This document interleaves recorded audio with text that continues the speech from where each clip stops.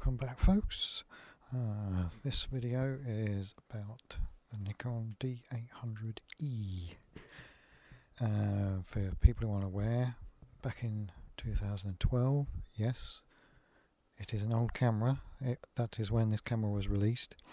It was at the time the highest resolution DSLR camera you could buy on the market, and it was Nikon's answer to Canon's 5D Mark II and III. It was a significant upgrade from the previous model. The D800E is the same as the D800. The only difference is that the low pass filter that's on the D800, the D800E, it's the E, has another filter to remove the low pass filter effect. So what that means is you get slightly sharper images, but you also can, at more closed down apertures, get the possibility of the moire effect. If you don't know what that is, you can look it up, but it's if somebody comes on the TV wearing a striped shirt and you see some weird, it looks like it's almost shimmering at you on the screen, and that's what it is. I should say all the images that are coming up in this video, so that's all the ones that have already come up since I've spoken, and the ones that are coming up after it, were all shot on the same day on a D800E with a 24-120 f3.5 to 5.6 variable aperture lens with image stabilization. They're all shot, almost all shot, at ISO 800. And as you'll be able to see, they're very clean images, especially the ones in the bright sunlight. So more about this camera now. I bought it for £465. That's pounds sterling. I don't know what that is in US dollars. I mean, you have to times it by about 1.6, 1.7 to get the dollar amount. But it's very, very cheap. I mean, far cheaper than anything you're likely to get mirrorless wise, in comparison to the image quality and autofocus, because this has the 3D autofocus system for continuous focus, which if you own a Nikon mirrorless camera, you've been screaming out for this to have been transferred across earlier, and they've only recently added it to I think it's the Z9 and the Z8. I don't know if they put it in the ZF, their latest offering. We'll have to wait and see about that. Okay, so let's get going. This is a 36.3 megapixel full frame CMOS sensor. The camera takes one CF express card and a compact flash card and one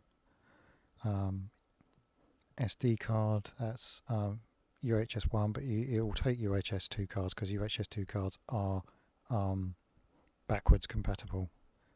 So if you've only got UHS 2 cards, don't worry.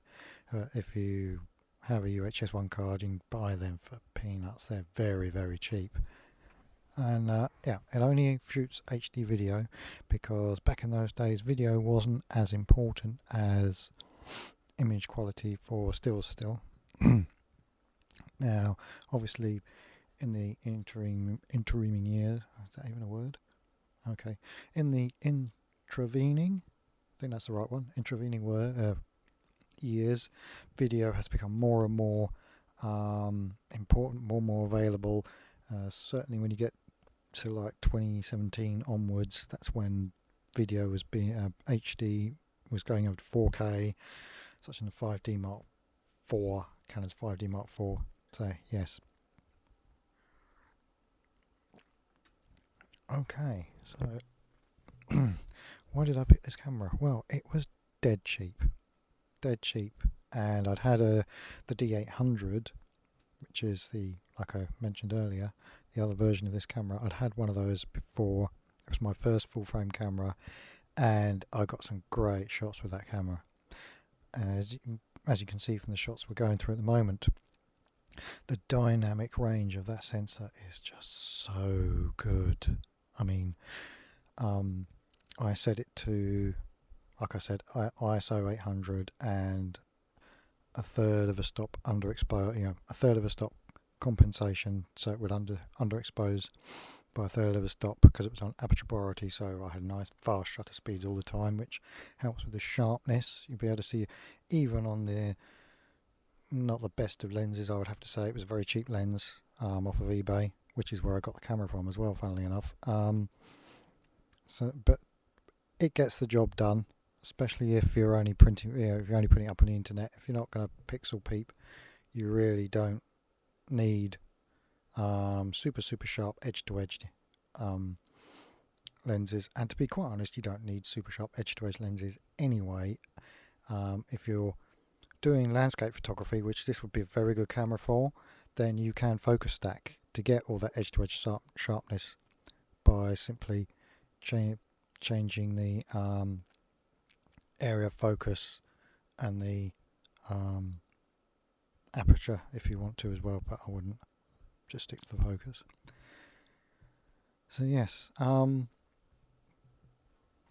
going on from cost, obviously we have a cost of living thing going at the moment, which makes it difficult if you want to be a photographer and you want to get really good professional results. I mean, one thing you have to remember about this camera is it still is, I would say, a professional camera. It was a professional camera at the time, top of the line. If you weren't shooting a Canon DSLR for portraits, landscapes, then you were shooting a Nikon.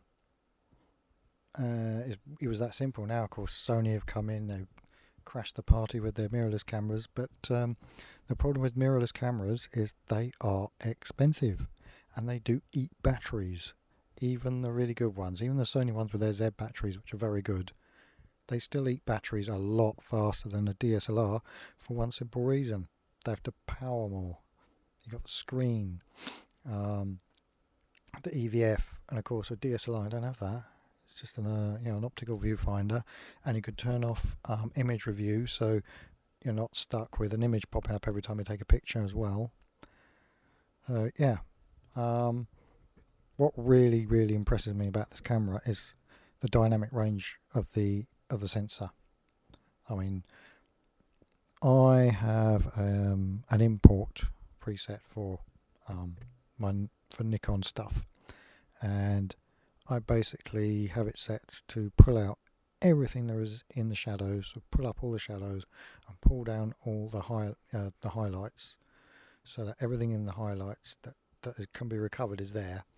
And if you manage not to clip either of those when you took the picture, the amount of information, the amount of detail, the amount of flexibility you've got with that picture is incredible.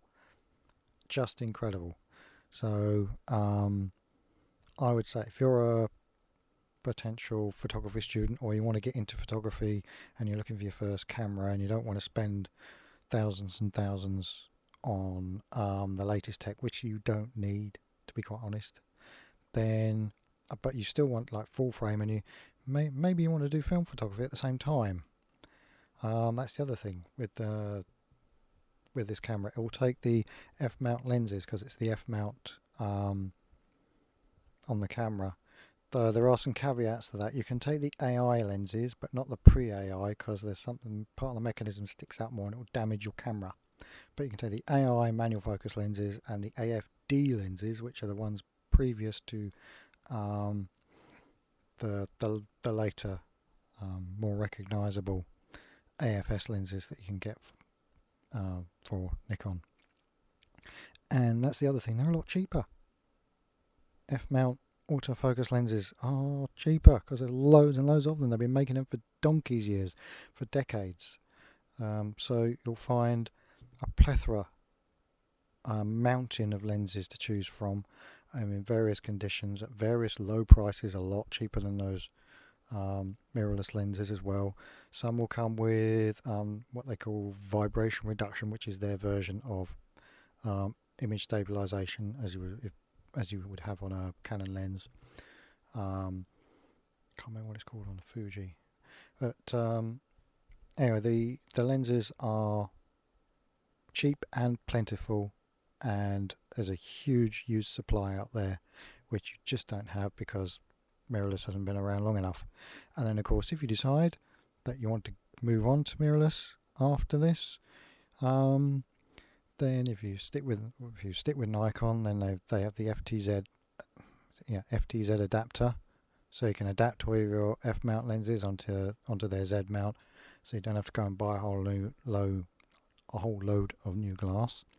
But also if you say switch to Sony, if you wanted to, there are adapters for that as well, both manual and autofocus, and that's Fuji. You can even go to Fuji as well. Metabones make some great speed boosters for those as well, which reduces the crop factor of 1.5 to about 1.1, 1.2 almost. So so say you had a 24mm lens, it's equivalent to 36mm on a Fuji, which is a 1.5 crop, which is the same as a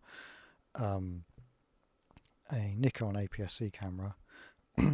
But yeah, so it's 36mm, but then when you add on a speed booster, I think it's 0.71 or 0.61, I can never remember which way around it goes, but it can bring it back to like 28mm.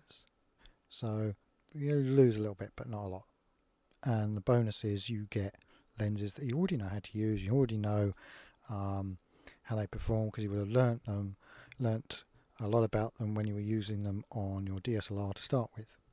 And that's the thing. If you're learning photography, you don't need to go and buy a super duper new camera. You can go out and buy a 5D Mark III for £400, or a D800 or D800E for £450, and it's got so much life in it. And that's the thing a lot of these camera makers don't tell you. They try not to tell you this, is that shutter life. I mean, the shutter life on a D800 and D800E is 200,000 activations, and when I bought this particular one, it was just over 5,100, so it's less than 2%.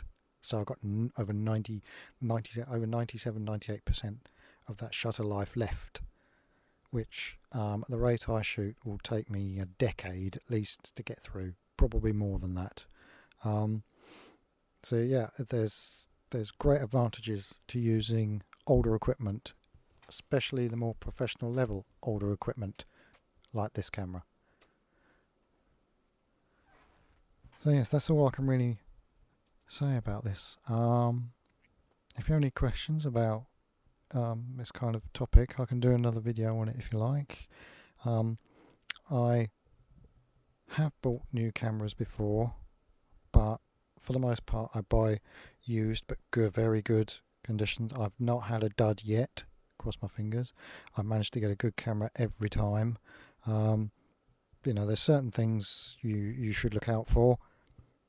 Always look at the pictures, especially to see what kind of wear and tear there is on there. If there's a lot of wear on the, for example, if there's a lot of wear on the tripod mount at the base, then that means it's probably either been used outside for a lot of landscape photography, or if it's very clean, I would say it's been used in a studio, in which case it's probably been very well looked after. Okay, right, I think I'll leave it there. I hope you've enjoyed all the pictures as they've been running through. Incidentally, they were taken on the one sunny day after that huge storm that hit the UK at the end of October. And it was the one sunny day, and we had flooding, loads and loads of flooding in the fields, and I actually wanted to walk both sides of the river, but it was high tide, and I looked over and I could see on the other side the path that I would be walking on wasn't there, which meant it was underwater.